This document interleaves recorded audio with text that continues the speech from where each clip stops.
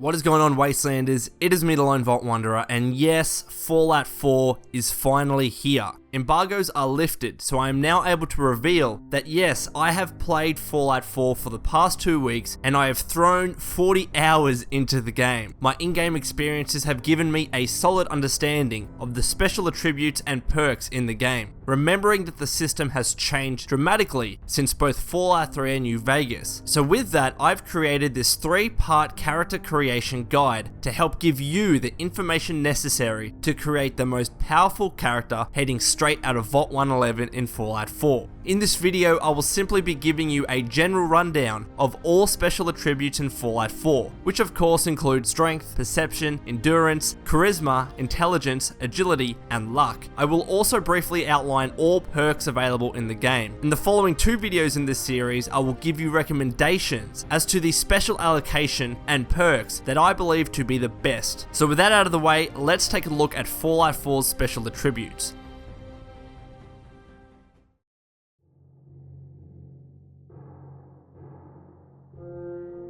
These are the primary statistics in Fallout 4, and range in value from 1 point to 10 points. Each special attribute has their own general benefits that improve in effectiveness as you assign more points to that attribute. Additionally, your special attribute value will also determine what perks you can gain access to initially. Before you leave Vault 111, you have 21 points to assign across all special attributes. Additionally, if you then go on to locate the Your Special book in your pre-war house in Sanctuary Hills, you are provided with an additional point to allocate to another special attribute. Also note that throughout the Wasteland there exists bobbleheads for each special attribute. When you obtain a bobblehead, it will increase the particular special attribute by 1. So let us now take a general look at all of the Fallout 4 special attributes in order. Note that these helpful descriptions come straight from the game's help menu. Let's do it. Strength is a measure of your raw physical power. It affects how much you can carry and the damage of all melee attacks. Since every item you scavenge has a weight associated with it, the stronger you are, the more you can carry without becoming overburdened, which doesn't allow you to run. Melee damage is inflicted by weapons you brandish with your hands, like a baseball bat. The higher your strength, the more damage you inflict with such attacks. Perception is your environmental awareness and 6th sense, and it affects weapon accuracy in VATS. If you employ this combat technique, the higher your perception, the greater your chance of hitting a foe. A higher perception also reveals detected threats, red dots on your compass, at a greater distance. Endurance is a measure of your overall physical fitness. It also affects your total health and the action point drain from sprinting. Health is the amount of damage you can take before dying, and a higher health is more helpful if you like to charge into battle rather than lurk and shoot from a distance. As action points or APs and sprinting are both incredibly important, having larger reserves of APs and therefore the ability to sprint greater distances is most helpful.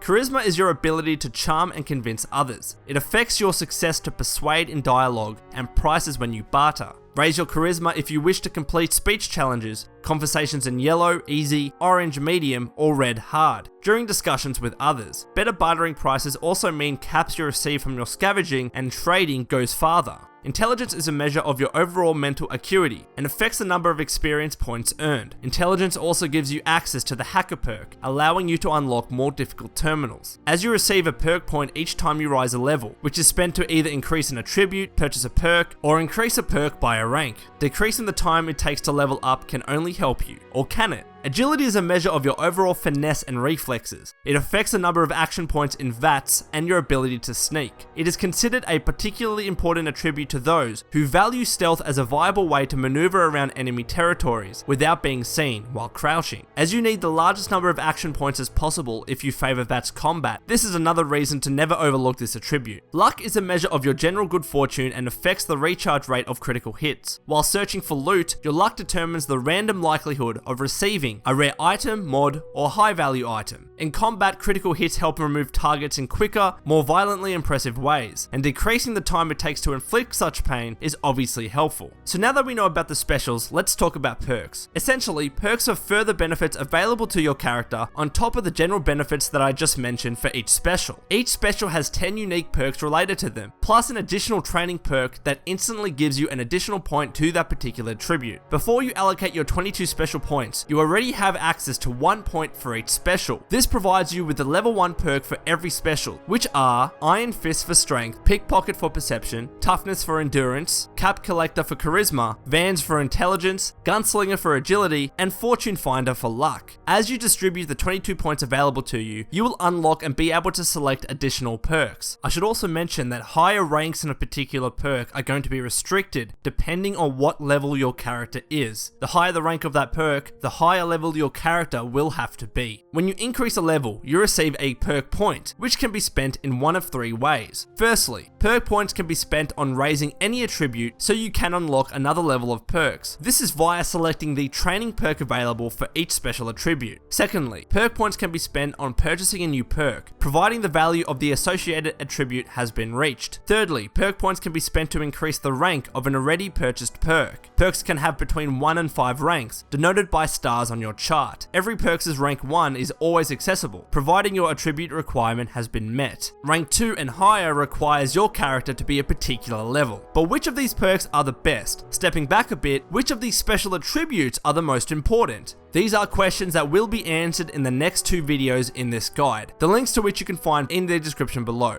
I hope you can check them out. So until then, this has been the Lone Vault Wanderer. Please take care of yourself, and as always, keep fighting a good fight.